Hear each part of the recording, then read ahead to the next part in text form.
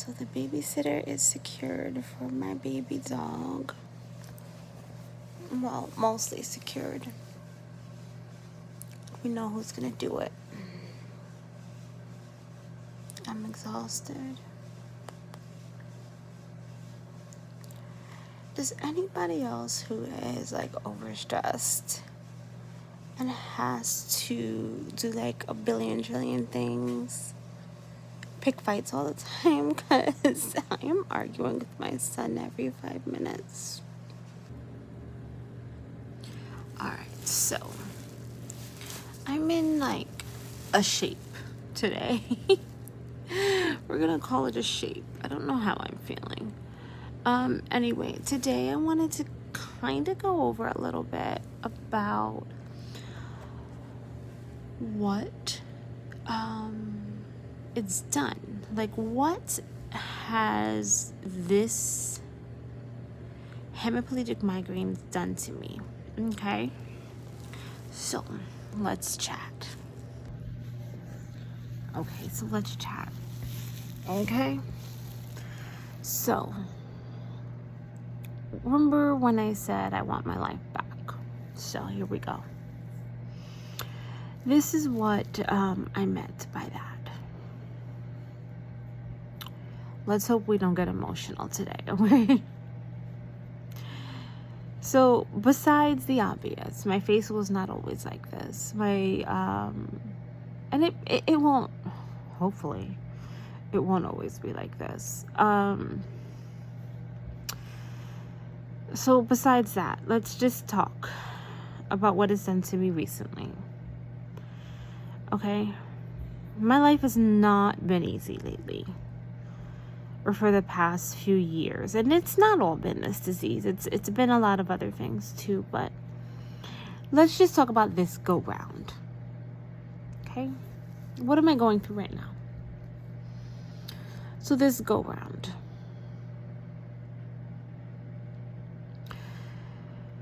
So May 29th was this, should we go further than that? I'm trying to think. All right, let's go a little further.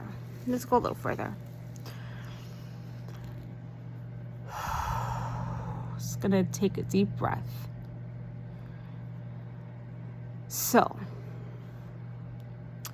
since I've been diagnosed, I got diagnosed with these,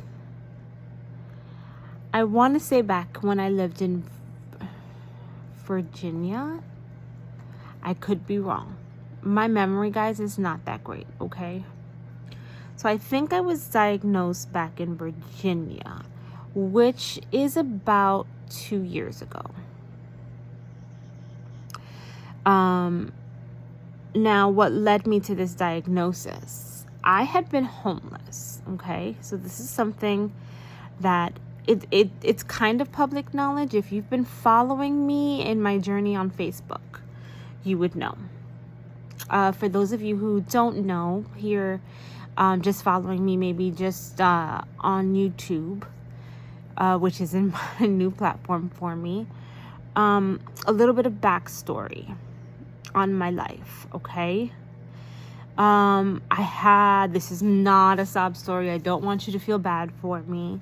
I'm a bit of a fighter, okay? So it's a long story, but I'm going to try to condense it, okay? So I used to live in New York, born and raised in New York, okay? I had my son. My son had chronic asthma back in New York, like severe chronic asthma, okay? Let's go back a little further. Before he was diagnosed with asthma, when he was much younger, I had a slip and fall. Back in, I want to say 2003. No, he was born in 2003. So back in around 2005 to 2008, somewhere around there, because I don't remember the exact year, I slipped and I fell at work, okay? And I broke my tailbone. My spine shifted up a little bit, okay? So this was a catalyst in my life. So that was a major turning point in my life. From then I had back issues, okay? I was not paralyzed right away, but I did have severe back issues from that point, okay? Severe. I had issues, I was wobbly. I don't remember too much about that accident. It was like a workman's comp thing. I was going to the chiropractor. I was able to walk after, not really able to sit without a donut. Really bad injury. Going to the chiropractor, neurologist, all that.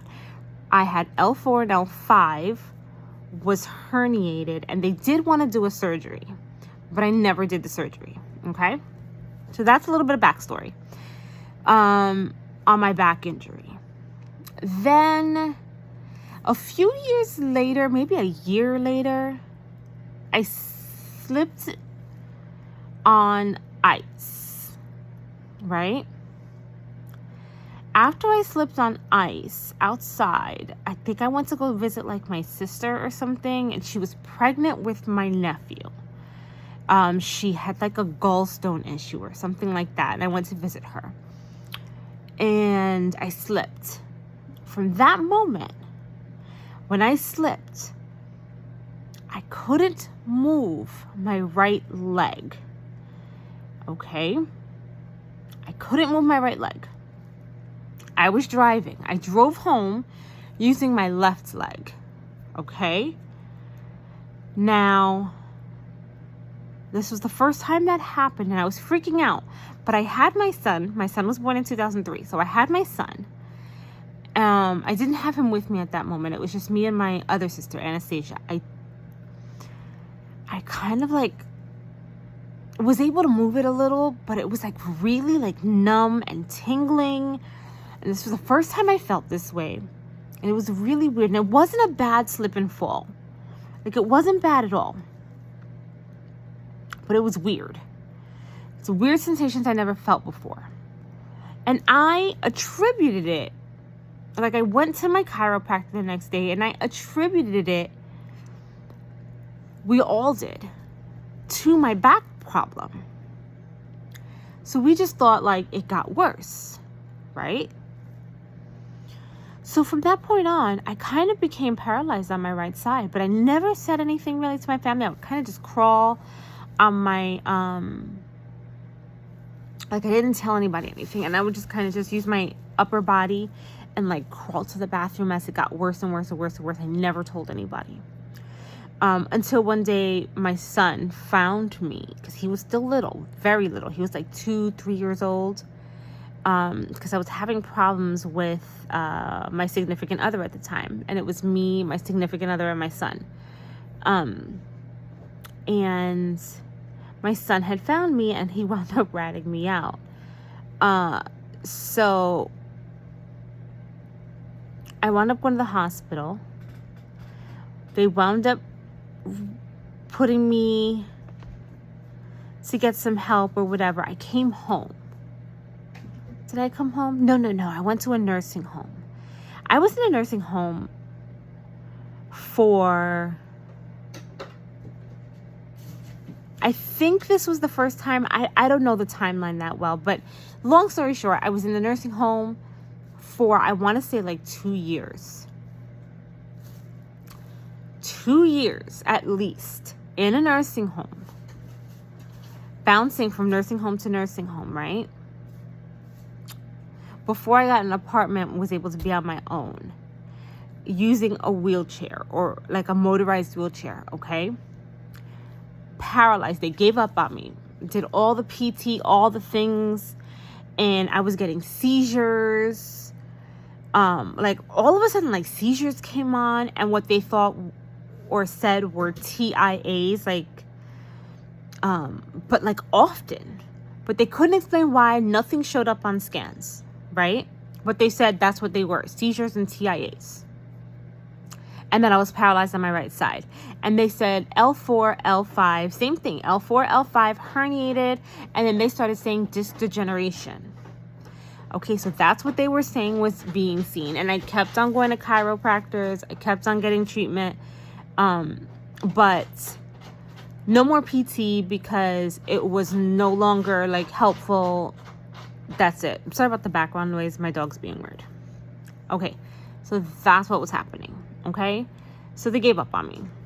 And we were in New York. Now, Hector's asthma, that's my son's name, Hector, was getting so bad. Okay, so we were in the hospitals a lot.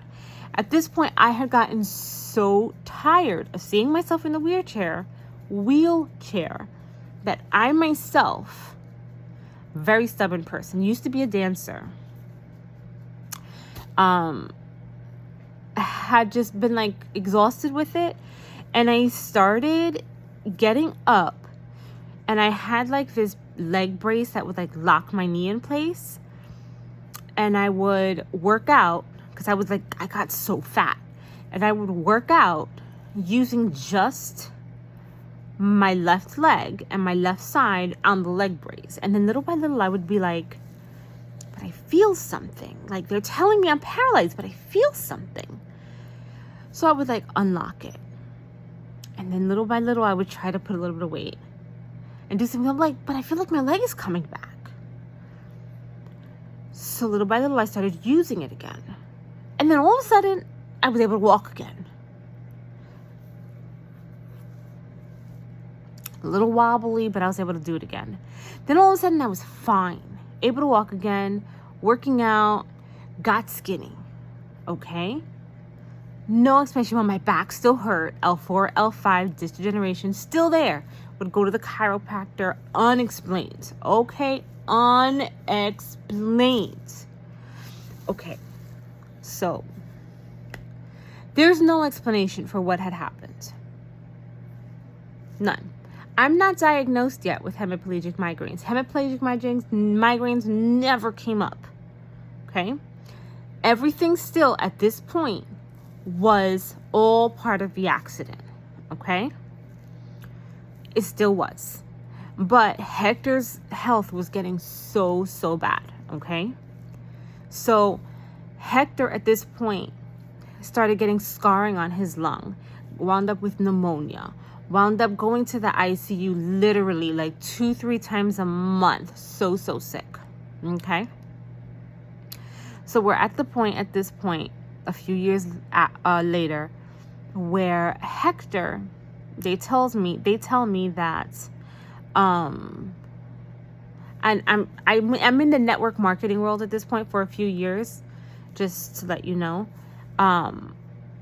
in a company, which I'm no longer with that company,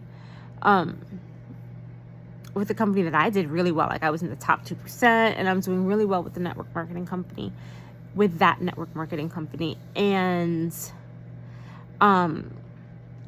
they tell me, listen, your son's gonna die if you don't get him out of here, because another attack with this weather, with the conditions you're living in, which I was living in horrible conditions.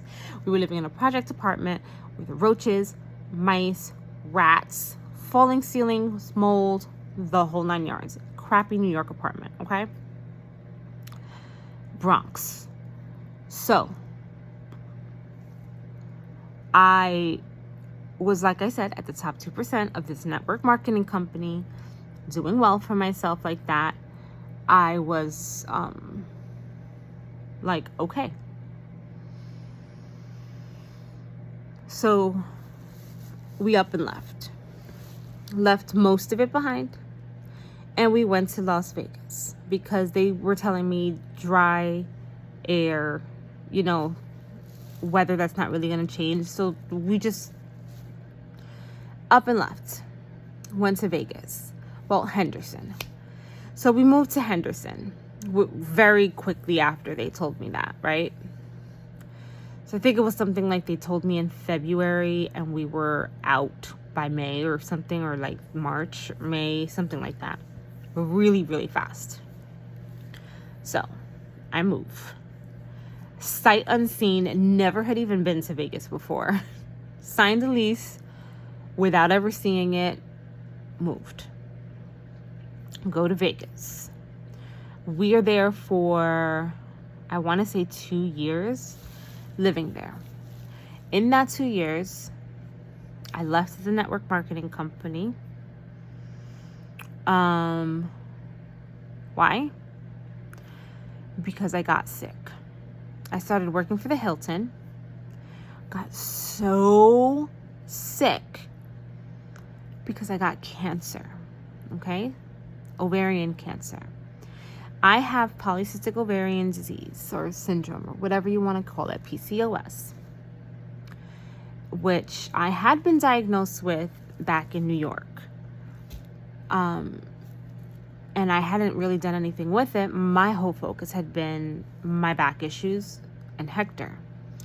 So I discovered, because I had gotten sick, like super sick at my stomachs, I had started getting like crazy cramps or whatever. And I was always getting sick while I was at work. And then I went to the doctor, to the ER and everything. And I found out that I had cancer. And this was like around, I want to say late October. And my son's birthday is in November. So I did not say anything. Okay? I didn't want to ruin his birthday. I made his birthday happen. Kept my job. I worked the night shift. And he was being homeschooled at the time, right? He was in like a K-12 program. So I would go to work. I would get out by like 3, and which time he was already sleeping. So I would get out at 3. I would go to Henderson Hospital and I would get my chemo.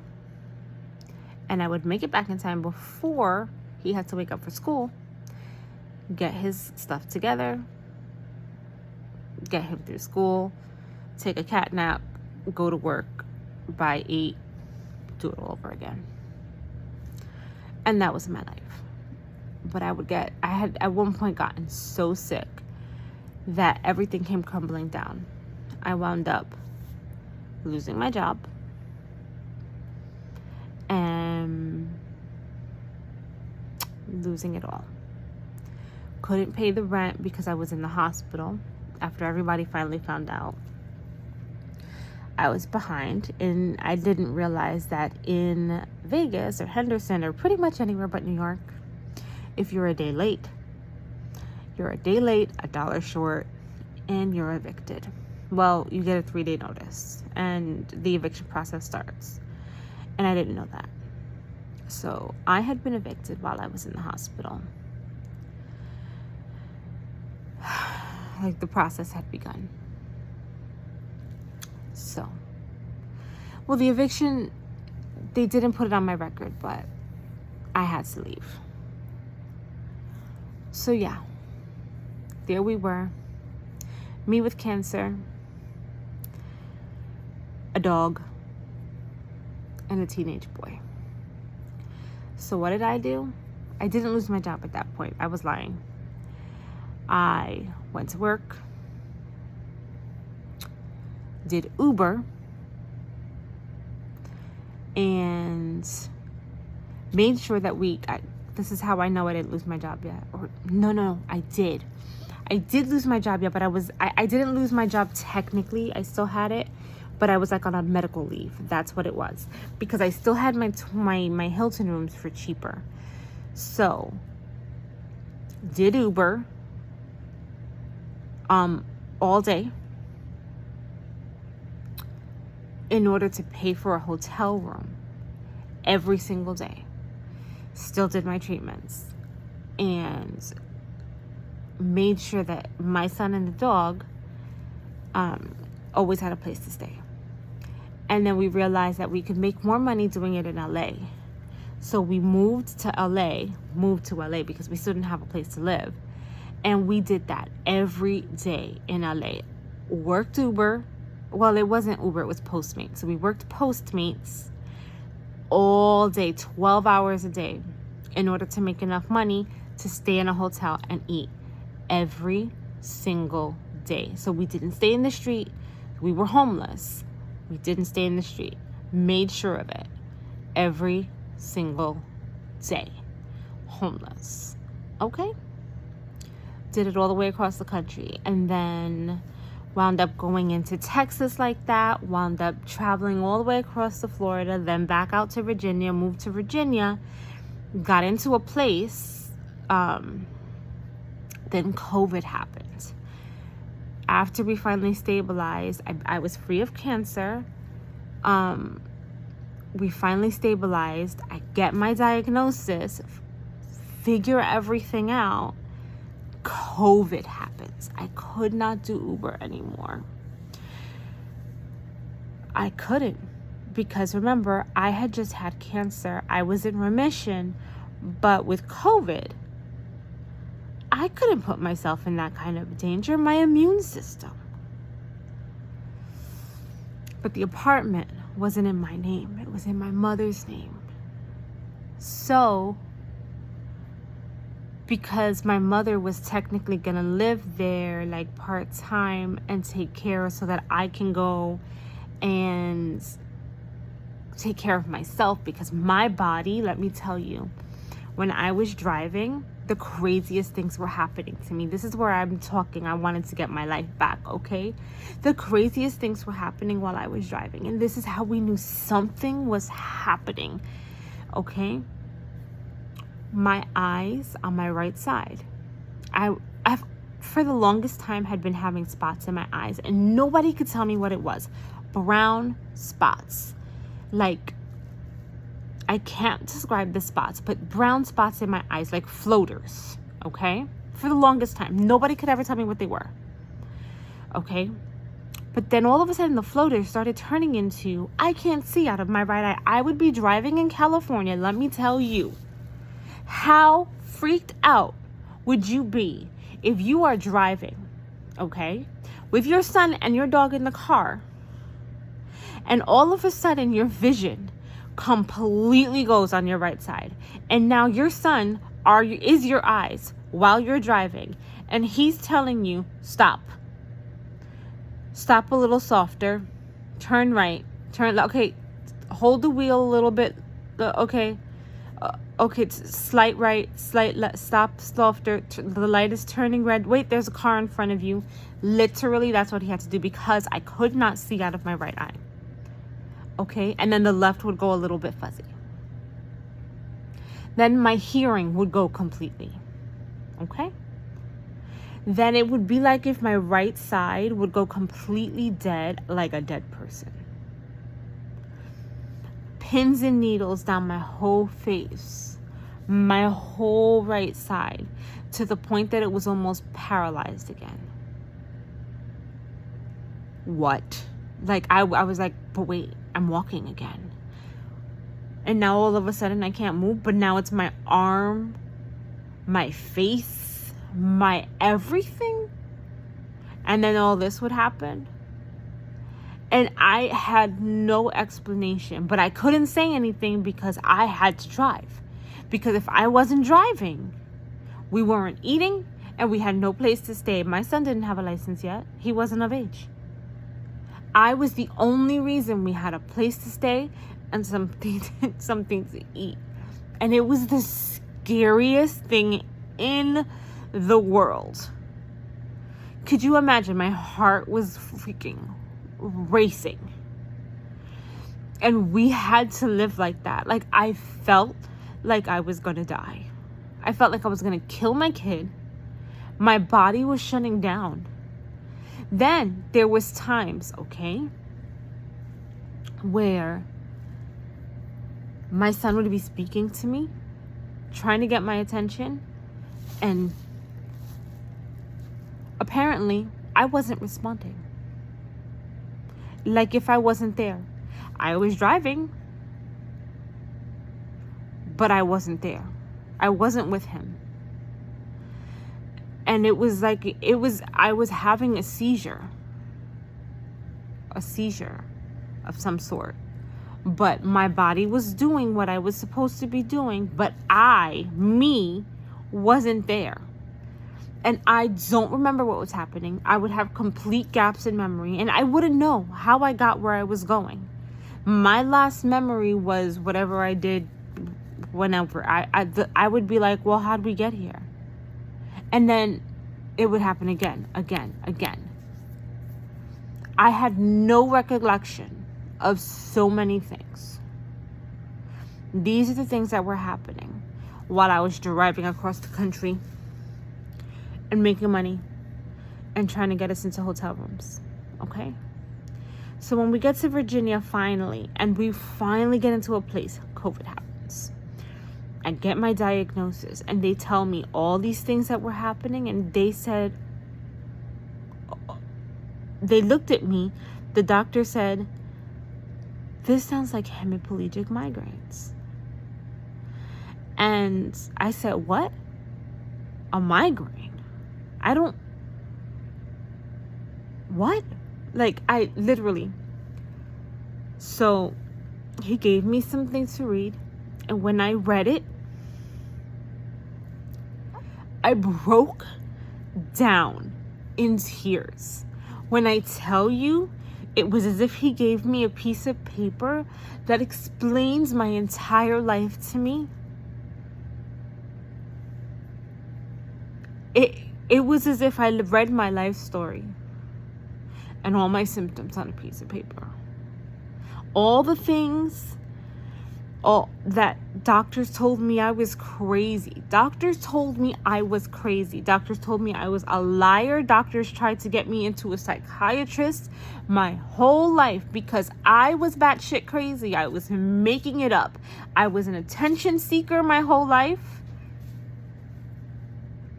This didn't exist. It was all there. All my symptoms, black and white. I looked at him and I broke down. And I said, you believe me? Like, tears streaming down my face, snot coming out. And I'm like, you believe me?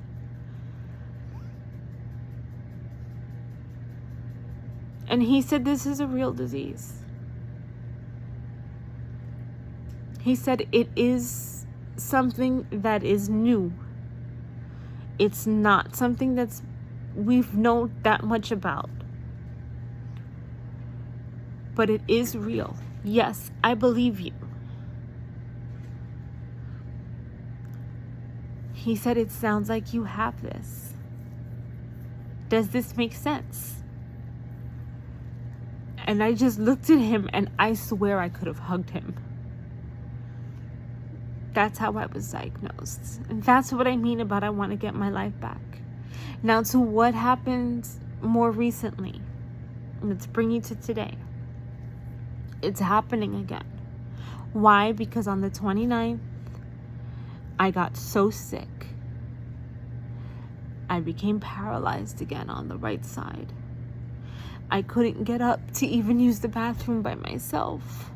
Okay, can you imagine? I am 40 years old. I was 39 when I started because I just turned 40 on August 5th.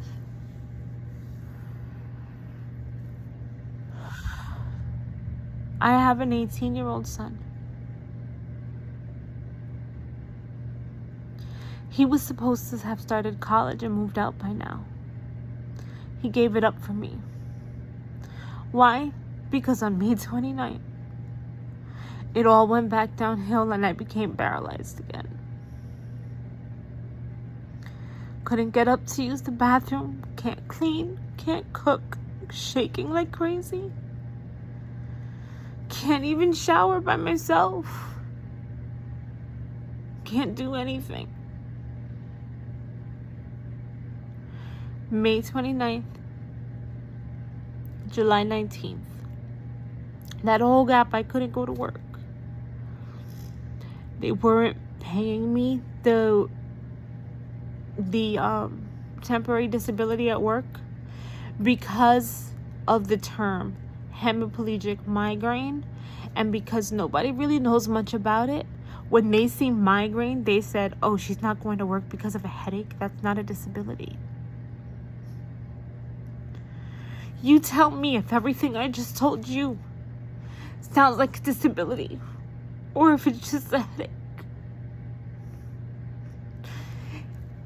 Pisses me off when people tell me, oh, you have a headache.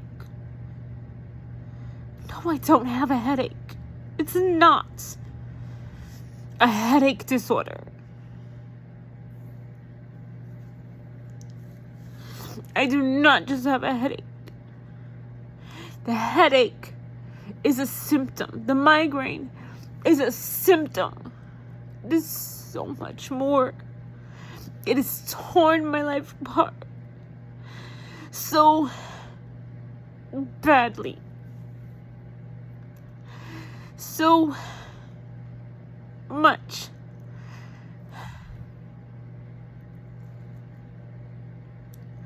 So yeah, I couldn't pay my rent again because I hadn't had a paycheck. We had no food in the house.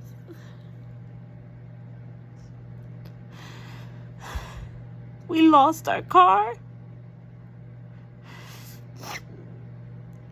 Hector couldn't go to work because he was taking care of me, so he had to quit his job.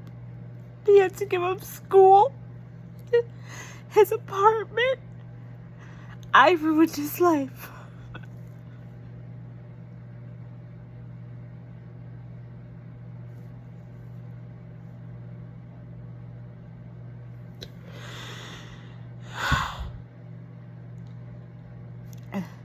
So now we're fighting like hell. We're giving up the place. We're going to Chicago and hoping and praying that this place can give me my life back and get this under control. Yes, I can walk again now, and yes, I'm working again now. I went back July 19th, but we're still playing catch up. We still lost the place. We're still fighting to eat.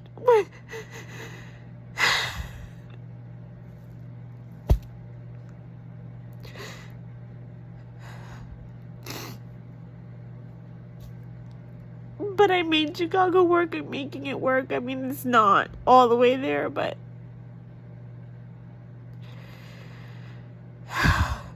I'm gonna make it work because I'm a fighter and I'm not letting this disease win. I'm gonna go and they're gonna have to fix this. I know there's not a cure. I know it's not going to make it all better. But I know that there's hope. I know there is. I'm gonna find it.